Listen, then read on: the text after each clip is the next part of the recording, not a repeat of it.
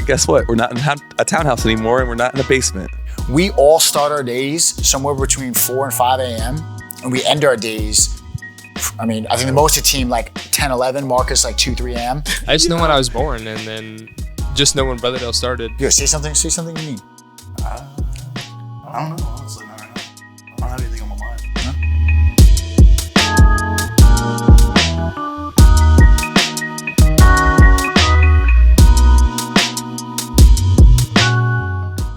All right, welcome to season 2, episode 1, baby. Guess what? We're not in a townhouse anymore, and we're not in a basement. We are in our studio. Studio A, to be specific. So we have 2 studios now. There's a whole lot to cover here. Studio A, Studio B, we call them Studio Alpha, Studio Bravo. But the cool part about it is we have our own space now where we have all our meetings, all of our editing, all of our fun. And then we have our Studio Bravo where... Yeah, okay, so Bravo is where we do all the production stuff. But this podcast is basically, we'll just catch you up. And then we'll have a few of our guys hop in here and talk a little bit. But we'll catch you up from last time, because if you follow our journey, if you follow what we're doing, last time you saw us on a podcast, so you probably follow on Instagram, but last time we were on a podcast, we were in a townhouse with 1, maybe 2 employees on the team. Now we have total like 15. And it's only like a year. It was like a year ago. That's crazy. Yeah, maybe a year and a half ago now. So things have escalated quickly. Yeah, it's insane. I think a year and a half, right? Something like Dude, that. Dude, time is ridiculous. Yeah. I have no like people ask me, when did you graduate? I'm like, I really don't know. When did you graduate? I don't know. 2021? Something like that. I have no clue. I just know when I was born and then just know when Brotherdale started. Oh, you graduated 2021? Yeah, I think it's 2021 spring. in May. But yeah. Anyways, yeah, we went from... So here's a really quick recap. We went from my aunt and uncle's basement to the townhouse to E-Spaces for literally a month. Mm-hmm. Found out it was way too expensive, and then we went to a small room in Houston Station. Like I call it a room. It was not a studio. It was like a room, bro. It was this size of this little area. But it was a vibe. But it was not what we were needing. And then we upgraded to the upstairs part. We told the owners, like, we need something ASAP as soon as something opens. God answered us, and we got in there. And then that was like a good starting point. Still outgrew it too fast. About 1,000 square feet. But it was open. Yeah. So, and you guys have seen that. But yeah, it was not enough. We would do like productions and meetings and all that stuff in the same exact room at the same time. And then there's a lot of problems. And then we were on the hunt for months. Like 6 months? For a good spot that we could call home for about 2 years. Mm-hmm. Even though we're already outgrowing the spot. But we're making it work. And this is our home for 2 years. So we have 2 studios in the same building. And they're how many square feet probably? So we have a little bit over 2,000 square feet total. But we also have upstairs and downstairs. So it's... Yeah, that helps a lot. It helps a lot. This is super tall ceilings. It's probably... I don't even know. Maybe 20 feet, maybe a little less than that. It's a vibe. It's kind of like a loft apartment in New York or something like that. That's kind of what it feels like. Yep.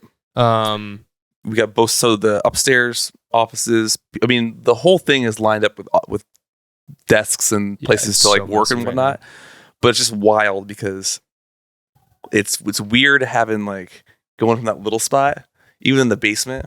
Because our first podcast was like up until like number 4. Like we have 6 podcasts. Obviously, we haven't done a lot, but like 4 of those were in a basement.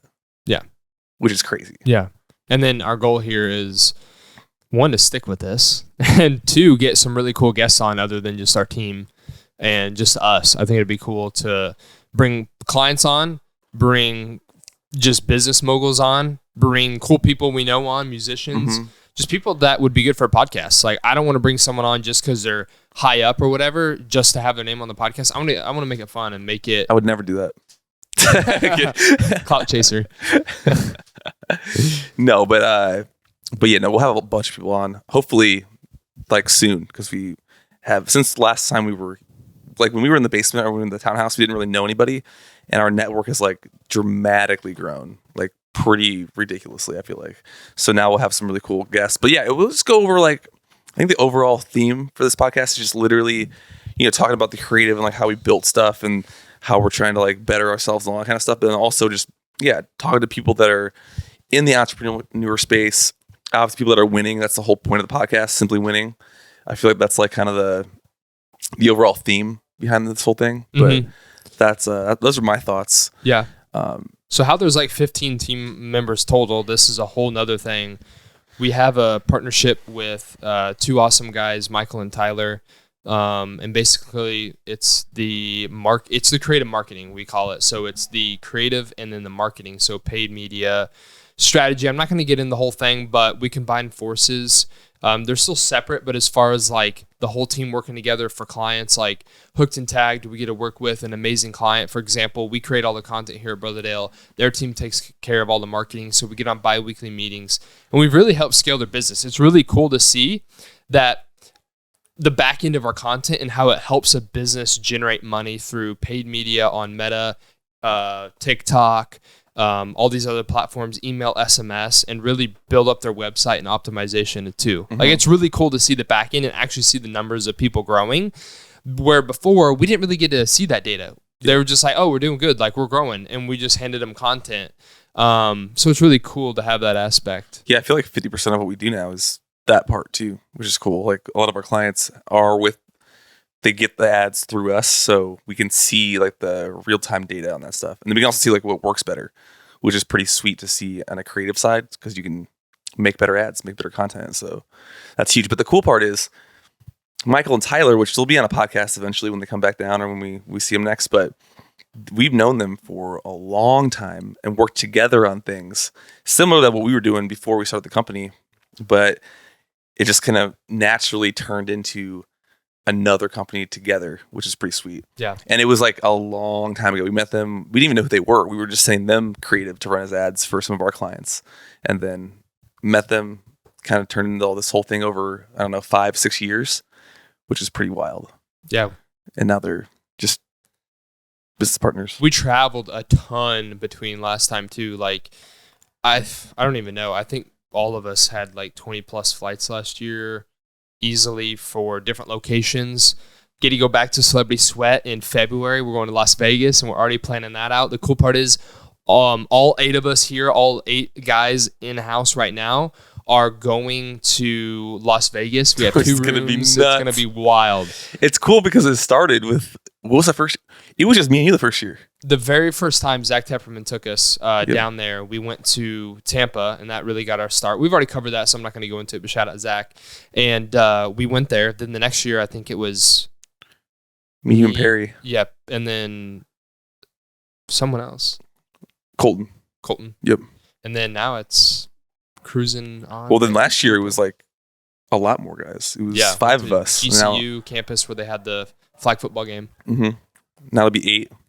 And it's not that we need all 8, but we're gonna have some fun. We're gonna have a lot of good stuff there. We're gonna go out there, and then you'll meet some of the other guys. Like Cross, we'll have to watch him on the gambling tables. You know how it goes. Shout out to Cross. We'll make sure he wakes up with his new alarm. That's so hilarious. But what we've learned, how we're simply winning. We doubled last year as far as like the company in the sense of revenue, and with that comes a lot of challenges because that means that you have a lot of things you got to take care of. Like if you're doubling like that, that's just a lot more systems. You're stress testing what systems you have in place. You have team members that are coming on in the middle of like chaos, and implementing them right away is a huge factor to success and to win. And going into this year, we're basically going to be, we just have to kill it. We have a smaller part of the team, especially me and other people helping in, where we're trying to front load all of the planning and then working on future stuff while the team's executing on current projects, which is mainly Marcus's side. So in the current like editing, going on shoots and stuff, while I'm trying to take care of everything else up until the shoot, and then already working on the next shoot, if that makes sense. Yeah, it's weird because the problems change from like the first problem you have when you're starting this kind of stuff is like getting work, making sure you at least have some kind of money coming in, right? Yeah. And then it goes from that to like it's like a little middle area where you're like, we could do way more work. So you're trying to get more work, and then you're flowing pretty good. And you have a bunch of work, and then you got to hire somebody, and then you just fill up your time again. And then now it's like we have too much work, and now we got to bring people on. So it's like basically an opposite problem where you're like, we got to find better people to be here to work on these projects, because the work part, finding actual jobs, is the easy part now. Now it's the structure in the company, bringing new people on, figuring out how they work, managing everybody. Mm-hmm. It's and wild. One thing I would say is, this is for anybody starting any company, in any sort of company at all. You got to build your personal brand instead of worrying about your company's brand, if that makes sense. So what I mean by that is, we have Brother Dale, but we're treating it like a personal brand, because people buy into the culture. Mm-hmm. They buy into the people there. They're not necessarily buying into the name Brother Dale. They're buying into who's here and what we're doing. And what's crazy is every week we get new people reaching out about, hey, I'm in the video, photo, designer field, websites, whatever. I would love to work for you guys, which is really freaking awesome. And if you don't have a good brand, it doesn't matter how many followers you have. It's about, because we only have like 3,400 right now, Rielly, something like that, followers on Instagram. Some people wouldn't consider that a lot, but they're loyal and they're watching us and they're reaching out to want to work with us, which is really cool. So that's another thing, is like, you're not only doing it to try to get clients, you're doing it for when you need to grow. You have people in your back pocket that are ready to work. Mm-hmm. Yeah, no. So any company needs to do that. What's your, since the last time we were on the podcast, what's some of the biggest challenges you think we've faced on the way up? Biggest challenges I think we've faced, let's say in the 2023. Oh man. Biggest challenges are consistently just keeping on track with deliverables. That's just always a non-stop. So when you have those monthly clients and you're getting that monthly revenue, it comes with monthly deliverables. And that's one of the bigger challenges as you grow and add on new clients, is figuring out how you're going to take care of those new requests. I think we had a few bumps, and just as you grow a team, you have more people, more emotions, more things to worry about, people with families, people with their own personal agendas outside of work. So there's a few challenges there that you have to work through. What we learned from that, communication. Yep. Just, you got to talk. You got to be with your team. You got to have meetings outside of just everyone together. Have one-on-one meetings. Go grab coffee, stuff like that. But as far as the biggest problem, man, I don't know what the biggest problem would be. I think there's been a few just hurdles that we've had to get over. Yeah. Yeah, it's pretty interesting. I had something I was going to say, but I kind of forgot what I was going to say, to be honest. I haven't podcasted in a while. What about you? Are you trying to think of what that was? No, yeah, it was a good point, but I forgot what I was going to say. But I mean, challenges wise, just like the work.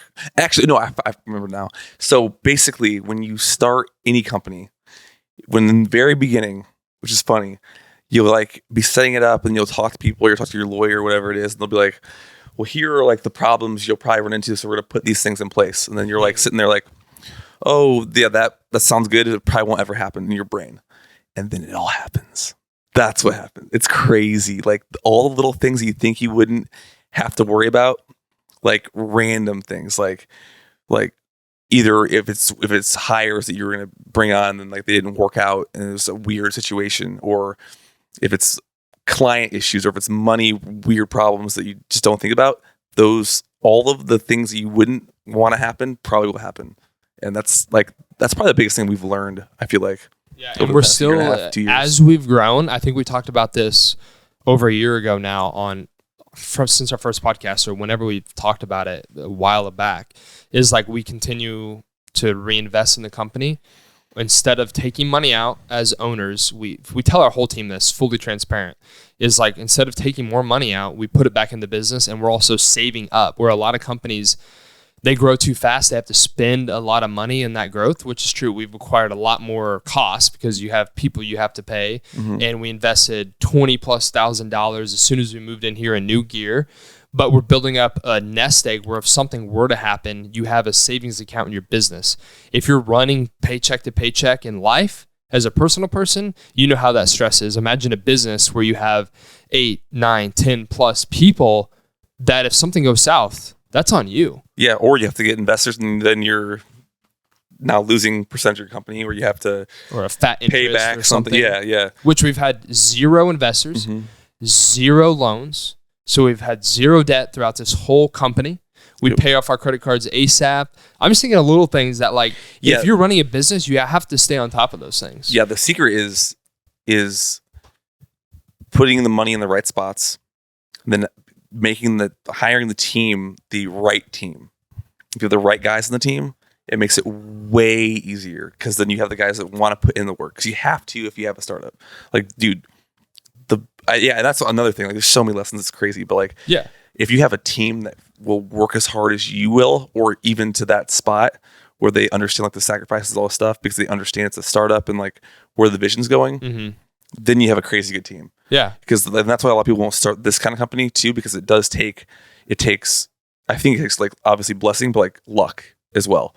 And like good, just people you've met over the years that want to be a part of what you're doing. Because if you don't have those people, then you're done. Because we've talked to so many people that are really good in the industry and creative, but they can't grow a team because they don't either know the right guys, or they don't have the relationship with those guys that they can't cast their vision to them. And then you have just fragments, and you can't ever make a legitimate company work. Yeah, for example, you have to not only look for skill, but you have to find someone who has heart and a passion to like want to go after it. And I think a good example is Rielly. Well, Rielly over here behind the camera. Rielly, you can say, snuck his way in here. Yeah, we're gonna force him on camera tonight, but we'll see what happens. The cool thing about Rielly, let me talk about this, because like Perry took the chance, moved down here. I mean, other guys did too, but speaking on Rielly, we had a talk. I know you guys had a talk by a campfire at my parents' house. I was busy trying to take care of stuff. I know they were out there talking about what that would look like. Long story short, Rielly was already looking at apartments. He's like, this is what I want to do. And then he came down, had a serious conversation with us, and we went forward. But like, some people you have to have a desire for what you want. And I can't stress that enough in life. If you don't have a desire for what you want, I'm talking like a heartfelt burning desire for what you want in life, your subconscious and your mind will not go and attract those things to make it happen. It's crazy. People are scared of risk. And so, but all the guys on the team have taken the risk to jump on. And I feel like, I mean, I could be speaking like out of turn, obviously, but I feel like it's paid off for pretty much everybody so far.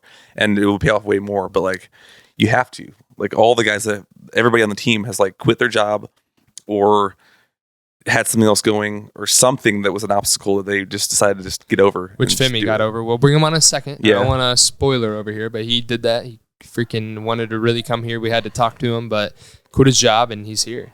Which is wild. We'll bring him on in just a bit. It's like dropping out of college. Drop out. No, I'm kidding. Don't do that. I did talk to someone, trying to mentor him a little bit. Just like, bro, you don't need to finish school. Like, finish this semester. I was like, people don't understand in this industry, if you just go pitch clients right, you can make good money and not have to go finish school in business for this stuff. If you're wanting to do this, and I'm not speaking directly on all this, we've already covered this in our last season episode. I will say though, whatever, don't go to school or whatever. We have grown a good company so far, and we've worked with some big, really, really, really big brands, national brands, and we've never ever once been asked for a marketing degree. Yeah, not one time. So if you're watching this and you're doing a marketing degree, or if you're in the creative field, you're doing film, unless you want to do movies or something crazy, even if you want to do movies, dude, it's all about experience. It literally is all about experience and who you know. And the only way to do that faster is to expedite it, and just start what you're doing. Even if you're staying in school, like you can stay in school and do your thing, like you do that, but you were also like actively doing stuff. Yeah. You know, so if you just jump in and start doing it, I mean, I think we talked to Colton a few years ago, and he was going to move down, and it was different dates. He was going to move down, I think in February, ended up moving down in November or October or something like that. And he had 3 or 4 months head start on where he was going to be at. So by the time he got to where he was going to move down, he was already way ahead, way far ahead. So just like, you don't just start doing stuff. Yeah. I think another thing is like, you have to be extremely organized in a lot of your areas in your business once you grow to a certain level, because when you're smaller, you have a few clients, you can kind of let a few things slip through the crack in the sense of like organization and information and what the project needs and stuff like that, because you can quickly pivot. But once you get to this size, there's kind of levels to what's going on where sometimes I don't really see the content that gets sent to the client. I don't have to watch it because like Perry's over that now, like making sure the final edit's good before it gets sent to the client. Like it doesn't need to always come through Marcus and I now, although it does go to Marcus because he's more on the creative side of things. But what I'm trying to say is I could easily kind of let it slip through the cracks, but you have to put those procedures in place to make sure it's good and the revisions are done and like client gets what they want, you know? Yeah, it's all about roles. And trust me, we have a lot of problems with all that stuff. And we're not perfect at all. Not yet. We'll get perfect eventually or darn near close. But in order to do that, you still got to like have an effort to have those roles and all that kind of stuff, because you get to a certain, and that's what, another thing, like whenever you first start out with this stuff, like you'll think those roles aren't important, but they're so freaking important. Every little detail is so important. Mm-hmm. And yeah. Or things just won't get done. Yeah.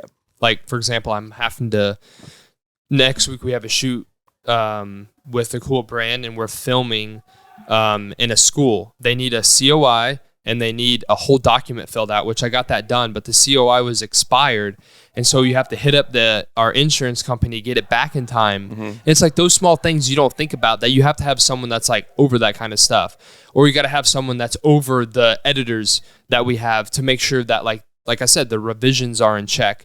Because dude, clients, when they want their content, bro, it's like, it's so crazy how in some industries people can take forever. But dude, as soon as we shoot stuff, they just want it so fast, or we have stupid turnaround times that I sometimes don't even understand how we get it done. But it's like stupid turnaround times that we just say yes to because we don't want to say no. But it's also the difference too, though. You know what I mean? It is the difference. Like we're known for fast turnaround times, so it's hard to drop that part. You know what I mean? Because that is like a big separation from other people, because they just can't do. If you're a freelancer, you just can't get all the stuff done. You're just one person, and we've done that before. And if you're a big company, normally they just don't give a shit. So yeah, there's that too. We have to pivot a lot. So like someone might be on some project, but then they gotta hop on this other. And I know it does get annoying to the team sometimes, but that's just what it takes to currently stay on track for what's due like right now. Yeah.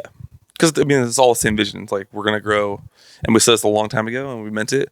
We're gonna grow the biggest creative agency there is in the nation. That's what we're gonna do. So if you don't believe us, I mean, that is what it is. But like that's the level that we're trying to get to. So everything has to be like top notch, and it's just hard at this level as well. Like it's just hard all the way up until you get to certain levels. But I mean, if you're gonna start it, you might as well go for it all. If you're not gonna do it, then if you're good with being a medium little company and staying local, that's fine. But like, I don't know why we'd want to do that. You know what I mean? So it's like pushing those levels. But yeah, you want to bring in should we bring in a person? We're gonna bring in Femi first. All right, we're bringing in our sales guy. If Rielly says he's good to hop in here. Oh, Rielly will, because No, I'm gonna peer pressure him. I'm saying, is his audio and stuff good? Like, is he good to come in? All right, cool. Oh, hey. Yo! Whoa, what is up? All right, so I said sales guy, but he's not just a sales guy. He does modeling. He does client management. We just modeled like an hour ago. He's the one that will go out at 2 a.m. with a client and talk. Yeah, I'm office charisma, client management. Office charisma. Yeah. I get the jokes going. I'm the energy. You know, I help pick things up when things are down, and you know, I'm here. Everyone's always working hard in editing, and I just want to. Can you guess where he's from? Yeah, you probably guessed it. It's from Cambodia. The greatest place on earth, hands down. New York. Texas? It's New York. New York City. New York. He actually, so it was funny. Whenever we first met and we were talking about stuff, you're like, yeah, like everybody comes from New York. And I was like, okay, sure. And guess what? It's so true. It's crazy. There's some kind of connection with New York. It's wild. Every single person, every single time I've been brought out for a trip or anywhere, we run into a dozen people. We went out to the Super Bowl last year. That was my first trip with Brotherdale. And we met Sean Stellatos, I think his name is Stellatos. Yeah. He's that agent that's blown up with DeVito, the quarterback of the Giants. And that led to this whole manifestation of just New Yorkers coming down to the tables of the casino that we're staying at. Mm-hmm. But yeah, everywhere we go.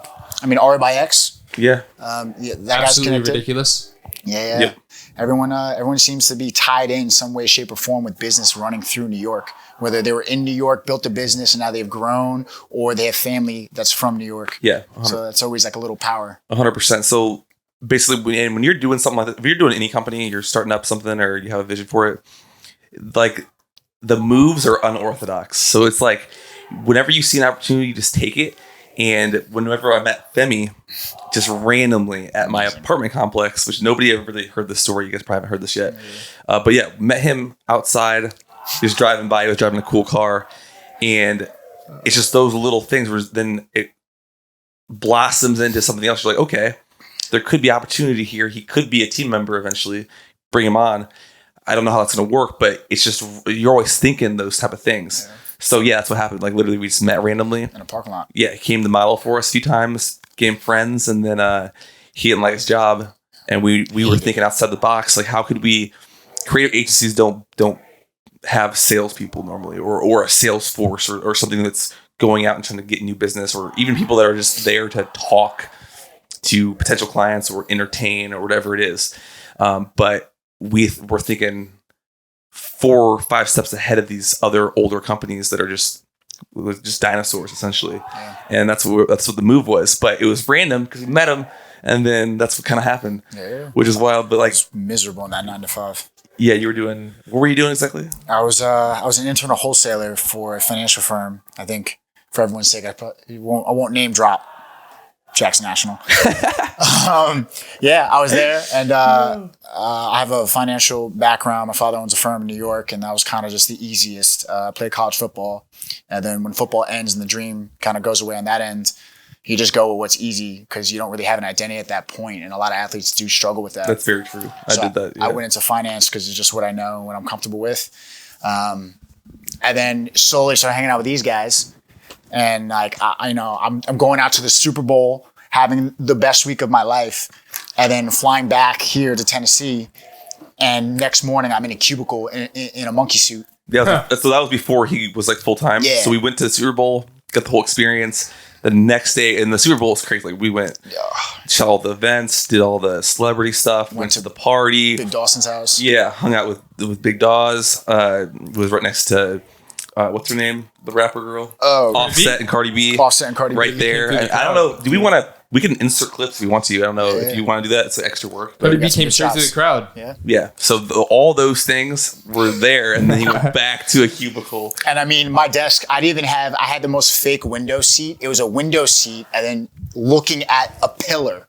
That's terrible. So I had no view. And when I came back, I remember telling everybody about my week. And it was so unbelievable. Like they didn't even have like a real reaction because they're so used to that mundane life that they couldn't relate. They couldn't relate to anything I said. Yeah. And I could tell. I was telling the story and I was so excited, and they were just kind of like, like looking at me like they're not alive, bro. It's fun to do fun things within work. Like when you get to go do cool stuff and it's your job, that's just like a win-win. I mean, that was my telltale sign that I was doing something wrong. Yeah. I was doing something wrong. Yeah, because you got to create it. Like like we were talking to Daniel earlier about this. On the way back from relive or whatever. Maybe we took that out. Who knows? Whatever. but we were at a client. We were shooting, and we were talking about like life, and we were talking with our model that rode with us. And it's like you can create like life is really whatever you want it to be, and people like it's very easy to like forget that because life is like how society is right now. It's just literally meant to like suppress every single fun thing that you could do outside of the weekends. Mm-hmm.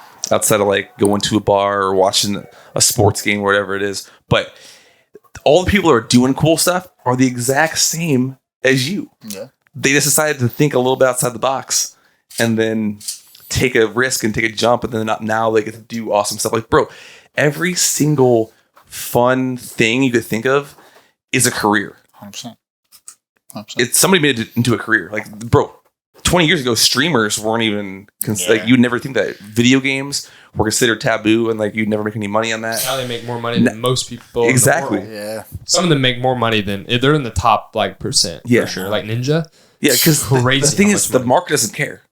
The market is a straight line all the way through. Like if there's a spot for it, there's a consumer for it, and so somebody's gonna pay you for that thing.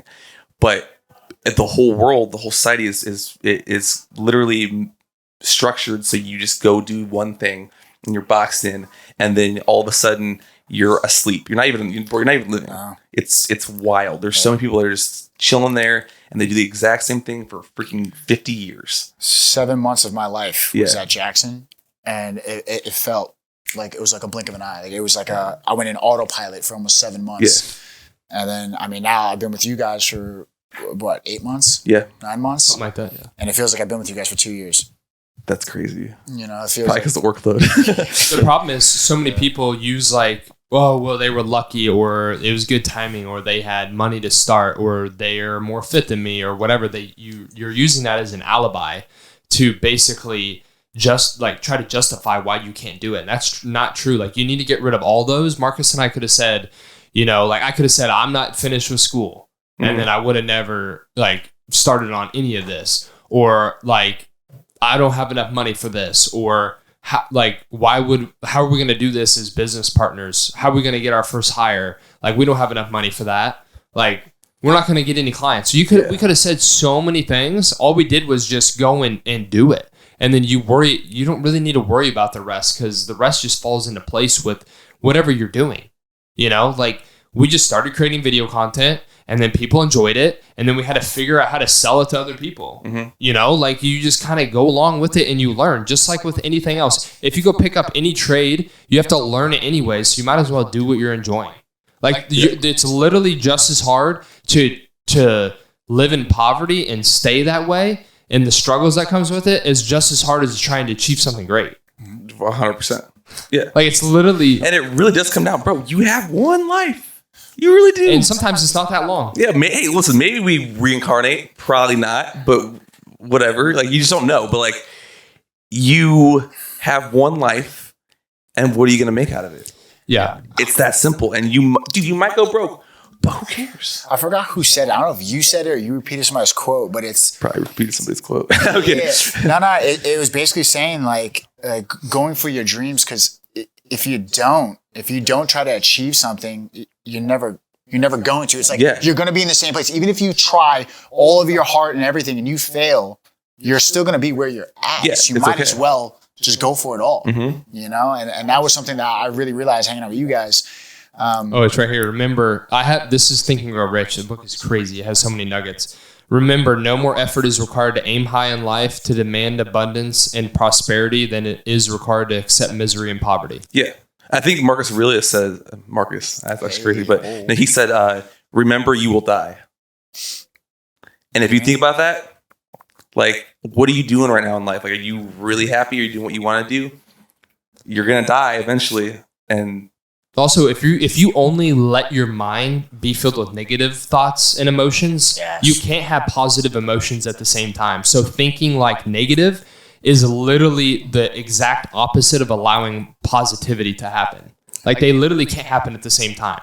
Like, just like bad can't be good at the same time. You know what I'm saying? Also, like, you can't smile if you're upset and then you start to smile, you can't be upset anymore. Try it. You can't smile and be mad at the same time. You really can't.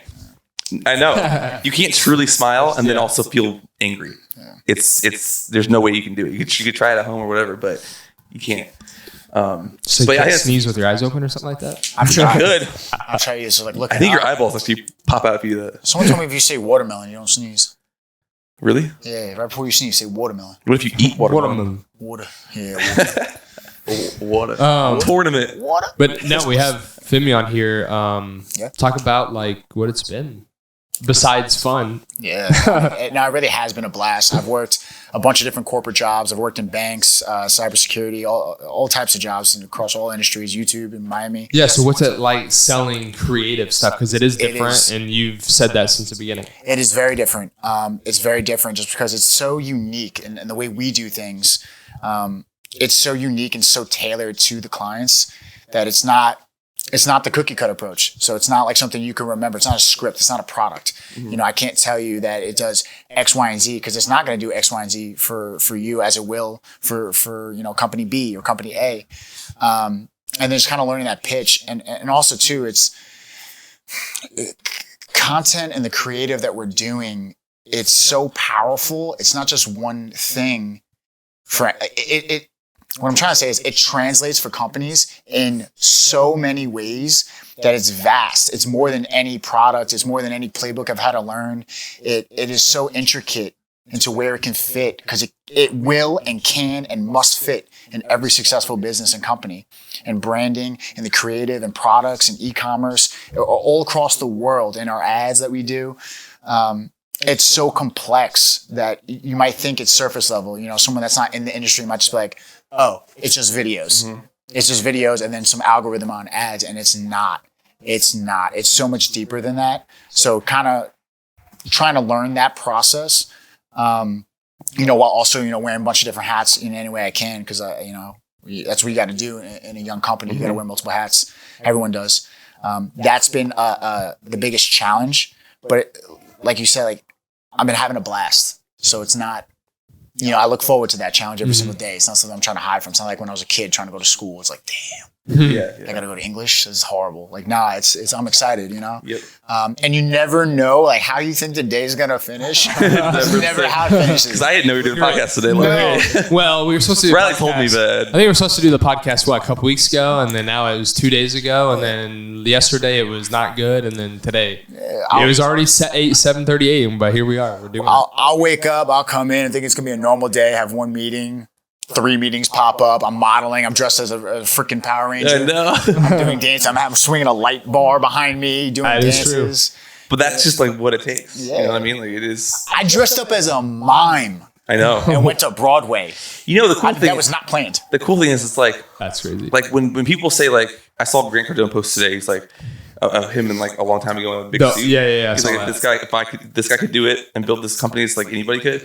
That's true to a point. It's true that anybody could do this. Like, if you're a creative, you could do this kind of thing, but you could only do it if you do the things that are required to do it, which is like insane. It really just comes with like insane work ethic and like doing things that you don't want to do. Like, literally having to get into a Power Ranger costume or a random G.I. Joe thing, or like a mime or whatever it is, or having to, when we shot in North Carolina and then had to fly to LA the next day. It's doing the crazy things that nobody else will do. Yeah, anybody could do it, but nobody does it. Yeah. And that's what it is. Like, everybody can build something, but you have to do the things that nobody else will do. Yeah, and I want to stress here that building something doesn't mean you have to start the company and do it all and like you're the owner and you have to start your own company. Because if that were true, then we wouldn't have a team here. They would all take our advice and go off. Yeah. What it means is go build something great in what you're passionate in. It doesn't mean you have to be the owner. It doesn't mean you have to have started the company. It doesn't mean you have to go start your own business. If you want to do that, great. Not everyone's built out for that, but they, like the guys here, they don't want to go start their own thing. They know what that entails. They want to make this great. So you got to buy into something that you love and just grow it from there. You know what I'm saying? It's just like there's a story. There was a guy who really, really wanted to work with Edison when he was like working on all his inventions. Mm-hmm. He had no money. He didn't even have money for a train ticket. So he rode on the trains like illegally. This was a long time ago, like in the coal thing. Rode to the town that Thomas Edison or whatever was working in. He walked in and he looked him straight in the face. He said, "I'm going to be one of your partners one day, like work with you." And Thomas Edison knew that this guy didn't have anything, but he could see like the desire in him. So he said, "Okay, you can start like here." And it was like the most basic thing. But the guy kept working, overheard everything. That guy ended up, Thomas Edison had an idea. I think he invented like the phones, right? Or something? The light bulb, I think. Yeah, but he also invented like phones or something. Okay, yeah. I think it was, I need I think it's Alexander Graham Bell. No, who invented, he did something where he could, So I didn't graduate college. Edison, but it was like a voice machine or something. It's the voice recorder. Edison, history of Edison sound recordings. I think he invented the voice recorder. Okay. Whenever Edison came up with the idea, okay, everyone thought it was a stupid idea. The guy that rode on that train who had no money came there, told Edison, "We should do this idea." He took that idea and made them millions upon millions upon millions of dollars, and the guy changed his life. He became so rich, so wealthy, became Edison's main partner. And what I'm saying is, he didn't go start. He wasn't the genius who came up with the invention. Mm-hmm. So like, Yeah, you have to have a desire for what you want to do, and then freaking go do it. Mm-hmm. 100%.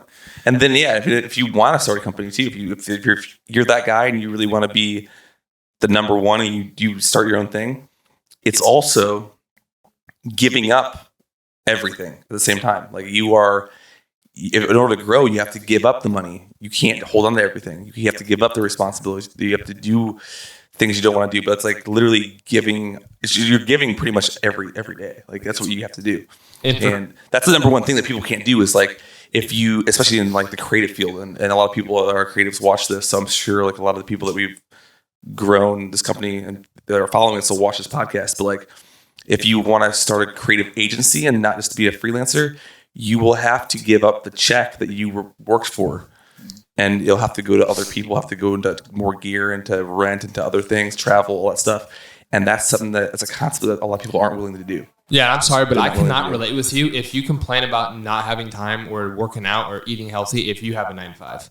Yeah. I'm sorry, but I just can't relate to you because, dude, us all here in early, leaving later, and we're all going to the gym in the morning, taking care of our health and working hard as we can. And I don't hear people in here complain at all like, I don't have time for this. They just make time for what's important. Mm-hmm. You know what I'm saying? So like there's people out there that complain like, I don't have time for the gym. I don't have the energy for it. That's your problem. Yeah. Like you just need to fix it. Like go do actionable things about it. Yeah, the majority of the stuff that you're doing during a day is the like the mundane stuff every single day. Like people see the cool stuff we're doing. That's why they follow us, and we're able to work with cool brands. We do awesome stuff. But like, dude, go through a day of Brother Day. Like, what's like a normal? Oh, my day or whose day? Just everyone's day is a little different. Yeah, just like your day. Just go through your day real quick. Just like, what do you do when you wake up and then you get to the like? What's a day like a normal day? Like not a cool like day where we're a legit normal day is up 5 to 5:30. Like 99% of the time. What is it? Literally 99% of the time. I'm up at 5:30. I cook breakfast, then I go straight to the gym. I have probably like an hour workout. I love long workouts, 45 minutes an hour. Then I do the sauna, all that stuff, shower. Come here, and I'm probably on my phone already. I try not to be on my phone at all, actually. Like sometimes don't even have headphones in. Just like there's some buddies I know in the gym, whatever. I do. Soon as I come in on my way here, I mean, it's Slack, it's email, it's like I got to take care of this because this has to be done. Planning out shoots. We might have a meeting together, then Marcus and I might have a meeting together. Yeah. If it's a Friday or a Monday, we have partner meetings with Michael and Tyler in the mornings, and then we might have another meeting. Then I got to take care of something else. And then we have a shoot we got to go to, or I'm helping them get sent off to a shoot, and then I have like another meeting to hop onto. Then more emails. And then also, I'm running upstairs. Hey, Perry, how's this project going? What's this looking like? What do we need to do for this client? Then I'm hopping over to Colton. How's the photos looking like? Then Femi's like, hey, look at this deck real quick. I need this sent over. Yep. And then Rielly's like, what do you think about this caption? And then I'm on the whiteboard writing out 20 ideas with Rielly later in the evening. And then I'm setting up a bank account on Venmo through our other company so we can pay people correctly. Then I'm taking care of COI. This is legit. This is legit what a day entails. Yeah. There's more I could go into, but like today, that's pretty much what happened. Yeah. So I'm not joking either. Yeah, it's not glamorous when it comes down to it. And that's the thing that you have to understand. If you're a young dude doing this stuff, or a girl, whatever, it's just mundane stuff 99% of the time. And then the 1% of the time you get to do some freaking cool stuff because you did all the hard work that took to build up to that spot. And it's just like investments every single time. I enjoy that stuff. Like I love there's so much I got to get done. I have a task list. I love checking it off. The cool part about like the guys, they get to go on shoots. They get to like be around people a little bit more and edit some like really cool stuff. But it's still like, when you do it every single day, it can become sort of mundane, and that's just how life is. Mm-hmm. Just like you got to be creative. That's the thing is like you could have a job where you don't have to think a ton. It's a little more manual. It's a little more like you have a rule set. Like if this happens, you got to do this. Yeah. You have to be creative. Yeah. You have to think outside the box almost 24/7. Yeah. 24/7. Push the envelope on creative. Yeah. Like Marcus will go home, watch a YouTube video on how to get better. Yeah, stuff like that. I'll go home and I'll watch a video on how we can do better systems or how we can set up this better. Everyone's kind of learning. He'll do sales research. Rielly is texting us like, hey, I have this idea, like late at night. I love it. Texting us in the morning like, hey guys, we're going to film this later. Yeah, you got to be a little psychotic, low-key. You do. I mean, you do. You absolutely got You have to be psychotic. You got to be a little crazy to be doing this crap. Yeah. I mean, in anything too, like any industry, not just ours, but the creative industry, I feel like it does have an extra tax on your mental for sure, because you do have to execute on all the normal things, the business things, being on time to meetings, emails, getting back to everybody, but then also having to be creative constantly in that same thing. And it's tough. You know what I think that is? This is not scientific, fact, so no one quote me on this. But you know that you have left brain, right brain. Yeah. Right brain's creative, left brain's business. This is an issue. You need both sides of your brain to work the same time. 110% power on both sides. And other industries, finance is left brain. Yeah. You know what I mean? I just got to regurgitate finance and numbers and data. That's so true. I didn't think about it that way. If you're an artist or a writer, that's pretty much right brain, unless you find a way to make it a business and you're e-com selling online or whatever, et cetera. Our job, our business, our line of work requires both sides of the brain to be in harmony, but also flooring it, gas pedal to the floor all the time. I have 1,000% scientific fact. I've had way more gray hairs in the past year. Yes. Oh, bro, I've aged dude, look at me and look at the last podcast. Can someone, I've aged 10 years. Can we put up a before and after of Marcus somewhere in this? Dude, there's a quote. Yeah. We're not even close to Iman Ghazi's level, but he has a caption on his Instagram that says, "Too young to feel this old." Yeah. That's so true. The thing is, I have energy, but it's just like, what he means by that. It's different. Of course, with him, he's worth so much more money, has a lot, but basically saying like, at a young age, the responsibilities and the things we're doing and the growth we're having and the stress we're under is like, most people just don't reach that amount till definitely like later 30s, 40s. Yeah, 40s probably. At least. It's ridiculous. You know what's funny? I'm reading this book, bro. They said like the men get most of their productivity and ideas done in 40 to 50. 25, bro. I know. I got 25 more years. Bro, from 40 to 50, we're doing this now. I don't even know what. We're going to be on yachts, bro. Oh, 100%. Private jet. Actually, clip this for like 10 years now. Private jet, Brotherdale jet, black, 747. Matte black. 737? Gloss black letters. 737. I don't know what it'll be, We're but. going to get one. 737? Shoot. We're gonna get You do. Hey, that's jumbo. another thing. People, listen, 3 years ago would have called us really crazy for thinking we'd have a private jet. Yeah. 2 years ago would have called us pretty crazy. Year ago would have still called us crazy. Now, they're a little crazy, dude. In a couple years, Yeah. they're Bro. serious. Like, Bro. but you have to have that. You literally have to envision you going on it, and your mind will subconsciously do what needs to be done to get to that point. Like, for 100%. Just like, hold on. Just like if you're a regular, we're all regular people, but I'm saying like, just like when I was regular and I wanted like that vehicle or something, right? You're thinking about it constantly. Like, how do I get that vehicle and then eventually get the vehicle? That's just like what it is, just on a bigger scale. Yeah.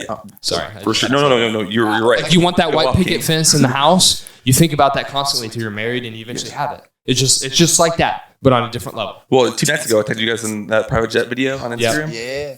I got DMs saying, "Hey, let's split a private jet." Like some of my friends that are successful, like super successful, and like they weren't calling me crazy. They're gonna do it. Yeah. And then if I would have shared that 3 years ago, there would have been nothing on there, nothing. But like they know, like people that are really doing stuff, they do know that will happen eventually. 100%. It's not even about a private jet, but like that is something that is a statement, and it's It's just like Gary Vee wanting to buy the New York Jets. It's just like this huge, passionate goal that you're trying to go after. Obviously, there's others, but like it's just a huge thing that most people just don't think can ever be possible. I watched a podcast with Ed Milet, and he's one of my favorites. I love the energy, the one more, the power of one more. That's something how I live my life. He was one of the reasons why I still doing the yes, never say no thing. Really? Yeah, it almost killed you. It almost killed me.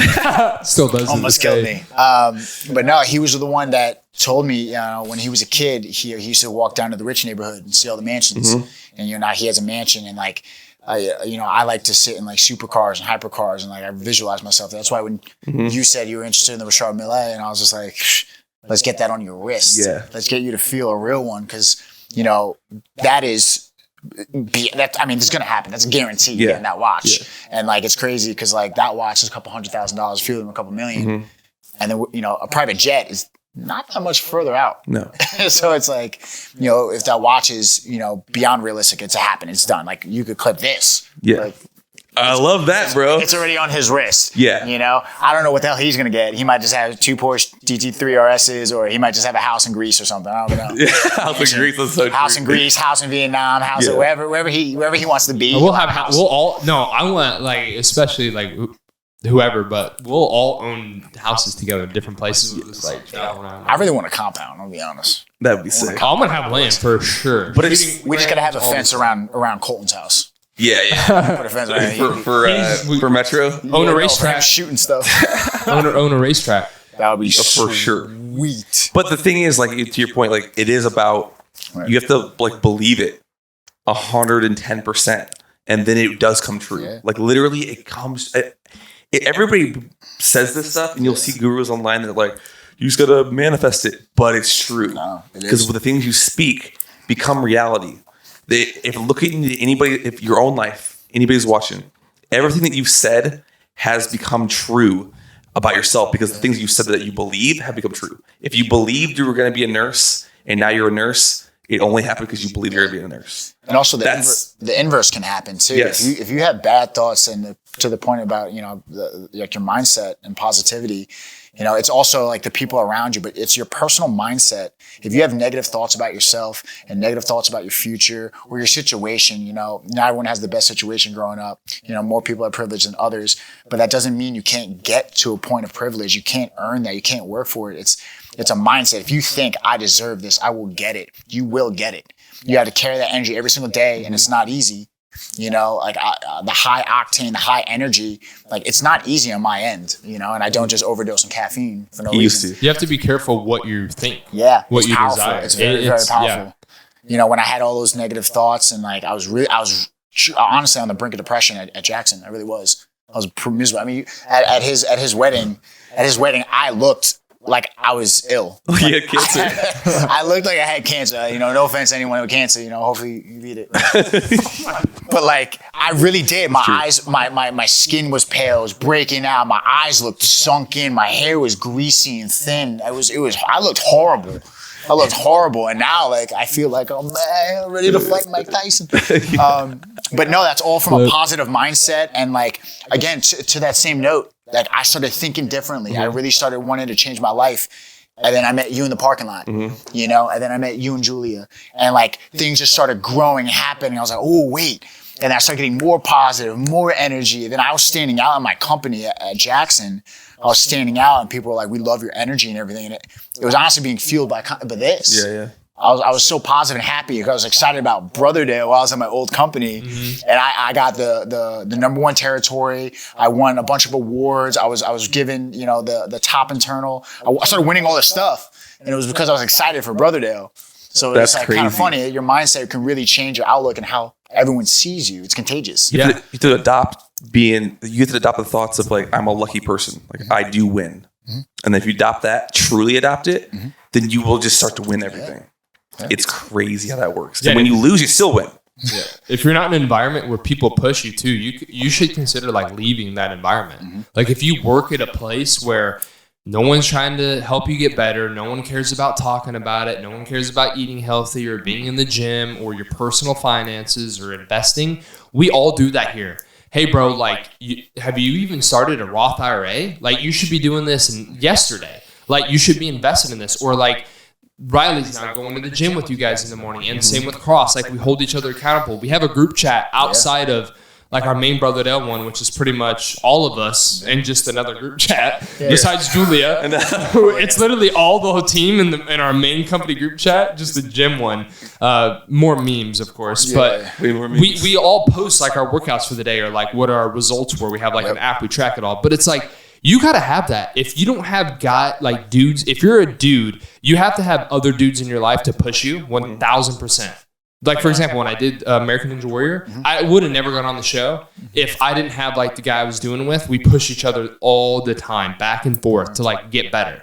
It's just how life works. Yeah. Also, you never want to be just in any capacity or any industry. You never want to be the most successful person in your friend group. If you're the most successful person in your friend group, your time to level up and your time to evolve into a new friend group. And that's no disrespect or that's no judgment on your friends. And if they really love you and care about you and they really are your friends, they will understand. You know, I have 3 or 4 really good friends I grew up with. I love them for the rest of my life. And they understood. We don't really keep in touch anymore. They never left my hometown. That's where they wanted to be. They always wanted to be there. And that's okay. That's okay. I don't judge them. I don't look down on them. I love them. And they don't judge me for not reaching out to them anymore. Because we catch up once a year maybe, but they know that that's part of the process of growing. So you got to keep leveling up into friend groups. It's also so just not wanting to be, bro, I don't want to be normal. Yeah. You know what I mean? I want to, like, it sounds like Andrew Tate, you know what I'm saying? But like, I really do. We're canceled. Even before Tate was a thing, I've always thought about it. Like, I want to have the fast car. I want to have I want to have the cool stuff. I want to live a fast life. I want to be able to do whatever I want to do. I don't want to be normal. You know what I mean? I really do not want to be normal. Normal's boring. And normal is like, the normal should be like extraordinary. Like doing really awesome things. Like if you're a guy, like being able to take care of your family, be able to take care of your parents, all that stuff, that should be normal. Yeah. Normal's been lowered so far down to this little level where it's like, just wake up, eat, poop, work, and then sleep. They don't even want you to work out. Yeah, no. You know, it's crazy. Speaking of back in school, bro, I used to think I couldn't fit in, and I stood out. But now looking back, that was like the gift. Yeah. Because the kids in school would make fun of me. Literally, someone would like DM me when I was doing photography, like the photography is so stupid. Yeah. And like, why would you do this? He would literally make fun of me. I tried blocking him. He got on another account. He's like, you're so stupid for doing this. Like, photography's gay and all that. Not anything about gay, but at the time, like, he was saying a bunch of negative things to me, right? And it's like, I just ignored him. Like, at first, it was like, wow. But then I was like, you have no clue what my mission is. Yeah. And I had people say, like, you're not going to make any money with photography. And I love that. Because now we're paying, our payroll is more than what you make. Yeah. So in a year, our payroll is more than what you make. We pay it in 1 month. And I had to say that, but it's like, sorry, that's the level, you know what I mean? Things advance, and not trying to be literally cocky or anything, but that goes to show that I could have let those things stop me, but it didn't. So I mean, that's like when I left school and like hearing like my friends' parents say stuff like, don't hang out with him, he's washed up because I played soccer, like all this stuff. And you hear that and you're like, you could either be like, oh, I should do something, like I should listen to him, probably get like a job or whatever. But then you can like turn it around and like have it as a little chip on your shoulder, because you have to have a chip on your. If you're gonna do this stuff, you have to have some kind of reason, like a little anger behind it to drive you, and then also fuel that with like good stuff too. Like you really want to do good in the world, but also have that little chip and try to prove them wrong. And it's just amazing when we're not even near where we want to be at, but like the cool part is I did prove all those people wrong. We did. You know what I mean? And now we get into the spot where it's like, you said all these things, like all these people said this stuff, but now, we do produce more money than you will ever make in your life. Yeah. And because we didn't listen to what you said. You know, and it's real now. Now the people that said that are like, you're doing it. We believe in you. It's like, you only using that numbers thing as like a data point to show, because data don't lie. So that's the thing. Yeah, 100%. It has been almost an hour. Is it time to bring in the elusive? Yeah. I think we should bring in Rielly for a second. I think he's feeling better. Did he eat that bar? He wants to eat it though. He's looking around. He wants to get on here. So Rielly has a problem with his blood sugar. Yeah, he definitely has a glucose something. No, I think he wants to get fired him up. Put the mic on, boys. You just want to hop in here? He's smiling. We gotta fire it up right now. We'll get Rielly on the pod. Here, no, just scoot over. Yeah, I'll scoot over for you, baby. Come here, sit down. He wants to get in here. I can see it in his eyes. This is Rob Dickerson. He's the man, the myth, the legend. He's head of logistics here at Brotherdale. Yeah, but I mean, and also like, so the money thing too, like just touching on that a little bit, because when you talk about people that don't have that, 90% of you guys are going to get what we're saying. Money is scarce. You understand that stuff. The other portion of that are people that are like, oh, there's being cocky, whatever. It comes down to, that is the money is what makes things run all the way across the whole world. Yeah. That's what it is.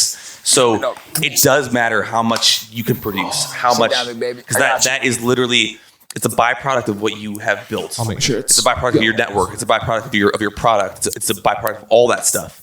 So I think openly talking about money is a good thing. I think a lot of people need to do that. I think we've also, our generation has moved more towards that. And my parents' generation never talked about money. They never talked about politics, nothing like that. The competition was much more closed. But now it's like you are judged on that thing because guess what? If we couldn't make money, we couldn't have a studio, we couldn't have a team, we couldn't do anything.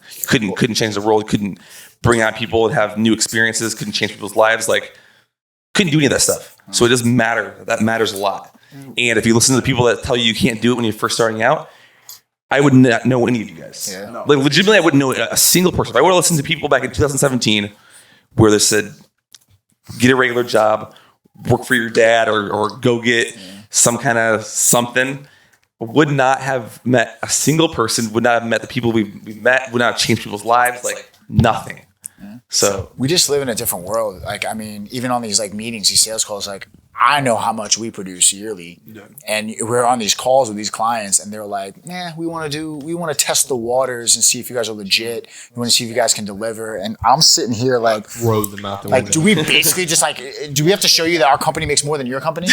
Yeah, I love it. And again, that's not being cocky. It's just like, no, to that point though, we made a decree for 2024. We're doing zero trial runs. So if you reach out asking, I want to do a trial run with you, you're not going to be one of our clients. I'm sorry, but there's no more trial runs. You came to us because you loved our content. Why do you need a trial run to see if it's cool? You know, bro, you're just trying to get a cheap price. And then once we prove it, you want that same cheap price, even though we gave you a cheaper price because we told you we do it the first time for the cheaper price. So now you're going to pay the real price. That's the CFO right there. You better watch out. CFO. Watch out. We work with companies that are top of the Fortune 500. We work with multi-billion-dollar companies. We have companies that have from conception, whatever you want to call it, from the idea to multi-million dollars a year. Like, we're done with the trials. There's no need to prove ourselves. Like, but it's cool because you can see like the way those companies operate are much different than the way the smaller ones that do want the deals and all that stuff, because they're scared to invest, because whenever you invest in like content or whatever it is in your company,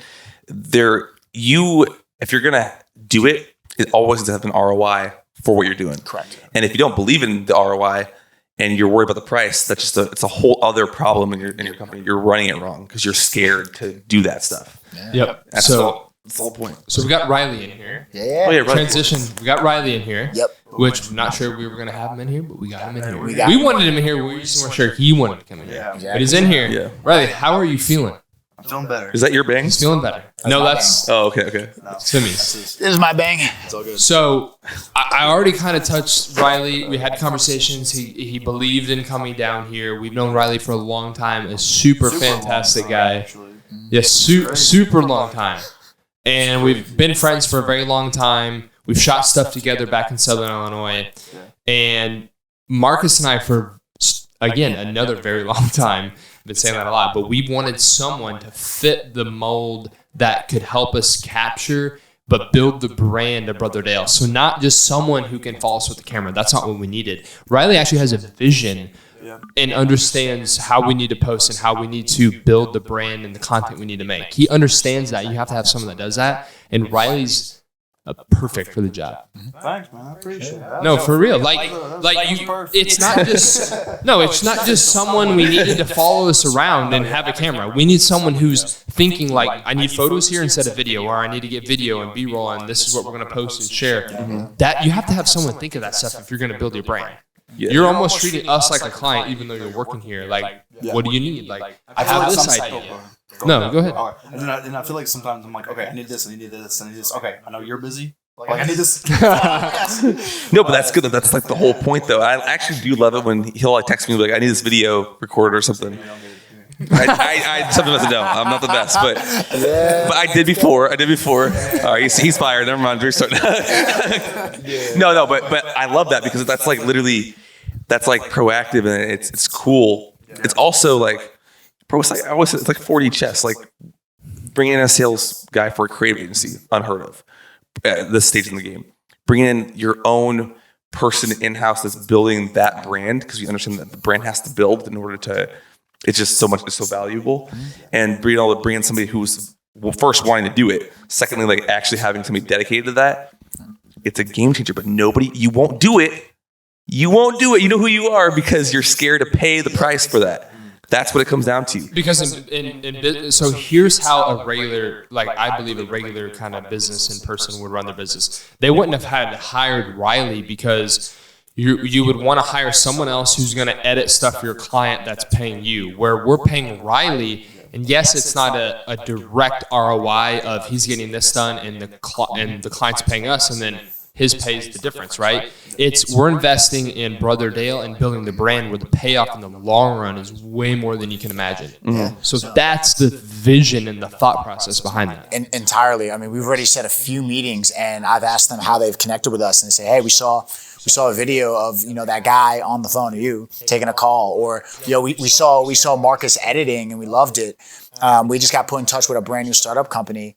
And the guy was speaking about Brother Dale before I even connected with him on our socials. So they've been watching all that stuff. Mm-hmm. So it really is powerful. Yeah, man, appreciate you. You've been putting out some pretty good bangers. So how's your experience been so far? A lot of work. A lot of work? Yeah. Loving it. Is it more work than your last thing? Yeah. Good. Good. I was hoping that was the right answer. It's almost 9 right now, yeah. It's almost 9. Yeah. Well, I just finished the bang, so we're gonna be here for a little bit while. No, so basically Rielly, he got an apartment before he was hired, which is awesome. Yeah. But tell us your thought process to that, because that's It was at first I didn't know I was gonna get hired on. Mm-hmm. Yeah, I was like, you know what? I'm just gonna move down here. Screw everybody back at home. I want to go better myself. Because I was just driving through town one day, and then it just hit me. It's like you don't want to live here the rest of your life in a small town, Illinois. I don't want to do that. I don't want to be normal. Cash. word of the day. And make small amounts. I want to go and be successful. And drive a Bugatti, drive a yacht, get a rollie, do whatever. But and I just had to take that risk and be like, okay, cool, I'll move down here no matter what. I don't care. You can drive McDonald's. I don't work at McDonald's, but you could. I would have had Exactly. That's the difference, though, bro. That's the difference. Because I would go work if I had to. If I have 2 hands, bro, I could do it. I could do whatever I need to do. You know what I mean? Yeah. Then we like I said, we had that conversation on the fire. Yeah. And I got serious. Applied. Finally found one. Moved down. And you guys are like, hey, we want to hire you. Do social or us brand, whatever. I'm like, let's do it. And now we're here. It's just exciting. I was like, do you know the team has been talking about hiring you and wanting to hire you since I've been with the company?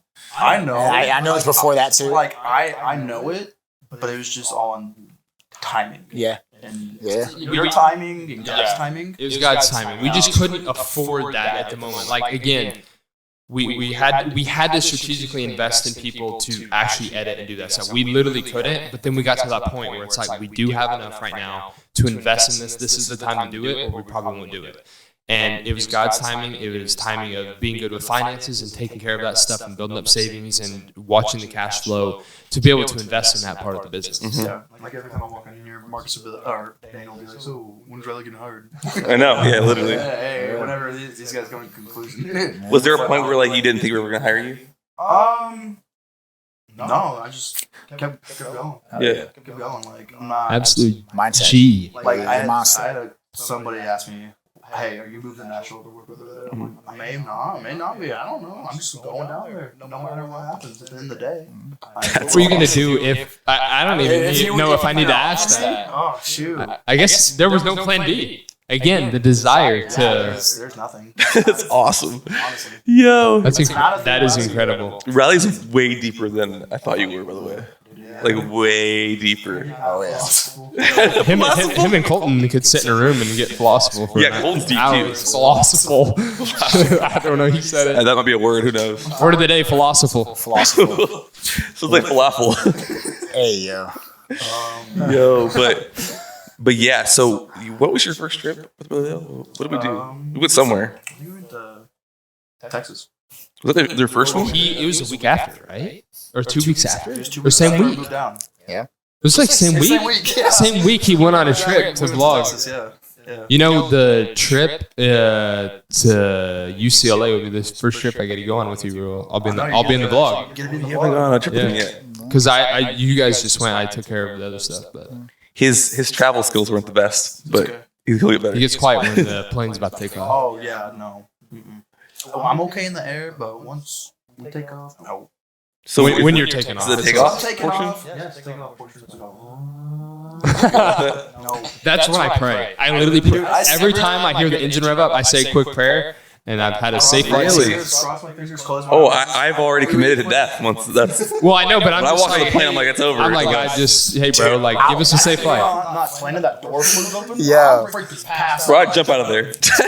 Yo, before I take off and I land, I just start chanting, "We red." Nah, actually, I've been told to be quiet. Like, people get nervous. People get flight anxiety, and I make jokes of that. And I'm sorry, I don't really get too much anxiety doing anything. Bro, I don't even know if the plane take off anymore, to be honest. And you just become numb to it.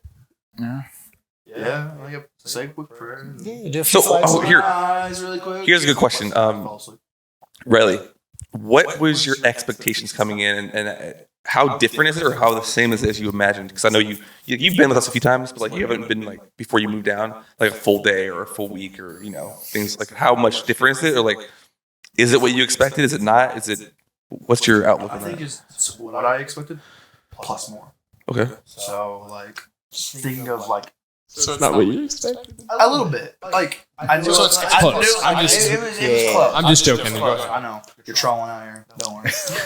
So when you say plus more, what do you mean? What's your Like sitting down and actually thinking, okay, how am I going to make this brand way bigger than it already is? Instead of just posting videos on social media, TikTok, YouTube, whatever, and actually strategically figuring it out. Okay, I need to do this. I need to do this. I need to do this. Post here. Run these SEO words in this video. Do whatever. And that's a lot of work. So Yeah. I mean, I got to give you credit. I know we do an unbelievable amount of stuff each and every single day, and somehow you capture all of it. I don't know how. I don't know how. Honestly, He captures every meeting. He captures every trip. It's impressive. We had to shoot this morning, Yeah. and he already had photos like back to us, and had it posted on stories, and probably make a post about it. He already sent it to me, so I can use it too. That's another thing. Like everyone can kind of have their own personal brand being built up, which is important because it helps the company. So. Yeah, that's huge, but it's also expected too. Like because it's just how it has to be right now. Like we have to be exceptional in these areas because we don't have the backing. As if you're a huge company, you have way more leniency in those areas. Yeah. Right now, it's like boom, boom, boom, boom, boom. We want to shoot, it has to be right. Can't mess up. It has to be right. So it goes down to everything. And if it's not that we can't go reshoot it. It's the time. Like we don't have time. It's cost so much and would disrupt so much if we have to go back and redo it. Yeah, you know how much I pay for a 36-hour day? Dude, that'd be so amazing. Oh my Think God. about that. Wait, what? A 36-hour day instead of 24 hours. You get 36 hours. That would give you like You get 8 more hours to edit. You get so much done. Yeah. Oh gosh. But you get so much more done. Like that's how valuable time is. Didn't realize that until we started doing this stuff.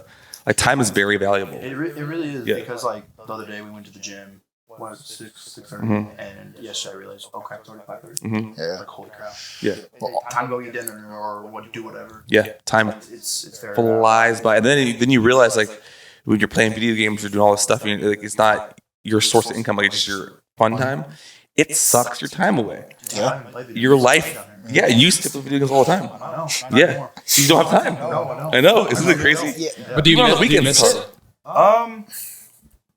Missing playing video games. Yeah. Is that what you're asking? Yeah. A little bit, yeah. But like, I kind of realized, okay, I can't do this. Can't sit around and be a bum. I can do this to make money. Well, you can, but like, Yeah. whatever. Shit, I lost my train.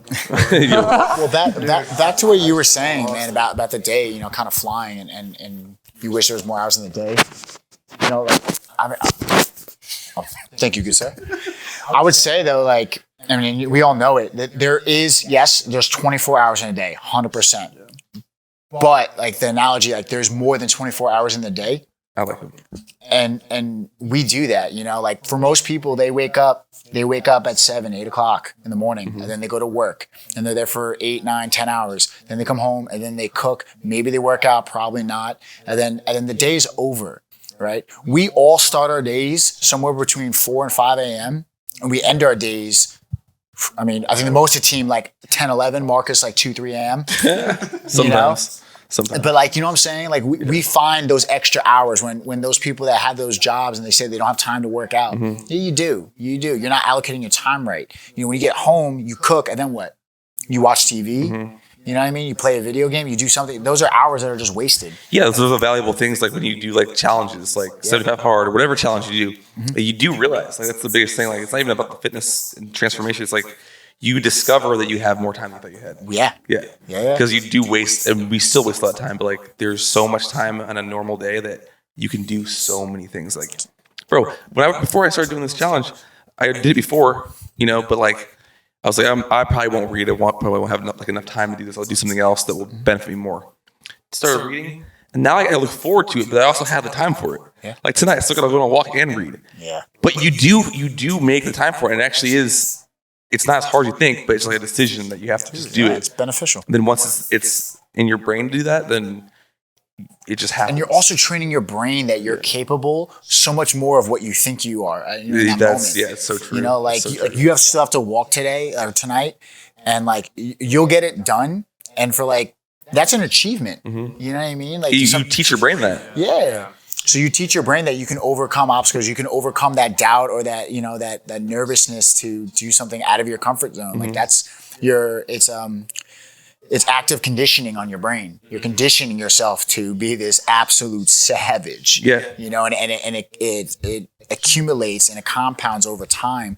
And when you keep doing that for years, you know, and if you start young, you could do it for 10 years and you're just in your 30s. 30s is young, you know, and now you're just an absolute savage and you're attacking whatever goals and anything you want to do in your life. And you'll notice yourself standing out in any room you go to. That's good. Yeah. Another thing I was talking about where stuff's got to get done, we have graphics that are due tomorrow, and our graphic designer just sent us this. So it's like 9 p.m. Shout out Ben for taking care of it. But what I'm trying to say is this is the type of stuff in our day where we have to make sure this is like good to go so we can finish the rest. Yeah. And it's like late in the evening and it's due tomorrow and like making sure he has what he needs. That's just like part of the day. Like that's just part of it. It's like basically 24/7, you're always needed access to like check in, make sure things are done, answer questions. Someone on Slack's pinging you. It's just the way it is and the things you got to get taken care of. But guys, that was that hour and 16 minutes, whatever, loaded with gyms. Those are bangers. Bangers. Brother, you gonna have fun cutting some of this up? Yeah. We're gonna do it. It might take me a while, but Do you have anything else you'd like to say? Yeah, say anything. Look into the camera. Look deeply into the camera. We'll do a zoom effect. I'm gonna do it. Zoom into the soul. He's gonna do a zoom effect on himself. I Yo, say something. Say something you mean. don't know. Honestly, not right now. I don't have anything on my mind. Nothing on your mind? You got food on your mind. Yeah, dude, I'm hungry. I can't wait to see Rielly walking to Vegas in slow motion. It's Oh, gonna be my amazing. Riley, have you ever been to Vegas? No. Oh, Over it, but I cannot wait. never been. God, if he doesn't get a tattoo on his face or marry a stripper, Yeah. he fails. 2 weeks. 2 weeks. Hangover Part 4, 5. Yeah, Hangover. Brotherdale hangover. Brotherdale Hangover 1 I'm not gonna drink. coming soon. Yeah. If we did that, we get nothing. Yeah, done. Wolfpack. I'm just drinking espresso the whole time. Yeah. Well, now you guys, I don't know, man. You know, me and Cross together out there. We won't find you guys. God, You'll get locked out of the hotel when we're going to It'll bed. be I'm gonna wake up in a trunk and he's gonna be on a roof. It's gonna be 2 a.m. Marcus is going, I'm so dang tired. Sammy's gonna be like, no, we gotta go, bro. Cross gonna be like, I gotta go hit slots. I feel like I do get more tired on trips. You do. It's 100%. there's so That's much- because like there's like we really don't have to do stuff, so like you're just want to like go to bed. That's so true. I mean, last trip I barely survived to make it to the plane, and I was drooling on myself on that flight back. That's so He put on a movie, dude. I look over, he's knocked out, bro. Drool on my Absolutely knocked barely out. survived. I did not sleep. I was We will have a lot of 5 fun, grams. but we should get some sleep on this trip. Yeah, I mean, I was on 5 grams Fast caffeine forward a day. 2 hours a night. No, there won't be a lot of sleep on this trip. Everything like 2 a.m. We're gonna have to. No. We're gonna have to. Send it to you, bro. Send it to Actually, you. this trip though, I don't gotta do as much because we got a team. It's gonna be great. Send it to you, bro. That's true. Shout No, out to Perry's doing Ayub. that for sure. That's our virtual editor. He's All awesome. right, we are gonna wrap here, just because it's getting late. Soon we're gonna have some more of the team on. We got to bring Perry back on, Colton on, Cross. Yeah, you You guys guys gotta gotta meet meet the Cross. man, meet the Gotta legend. get Daniel back on here. And then eventually Michael and Tyler. Of course. And some other, friends. And then down the road, we're gonna fly you out. You're gonna meet a special guest. We will. I'm calling it. Yeah. Or we'll fly to Georgia. That would be sick. I don't know about that one. We'll stay in the U.S. All right. Have a blessed day, y'all. All right, take care. Brother Dale. Peace.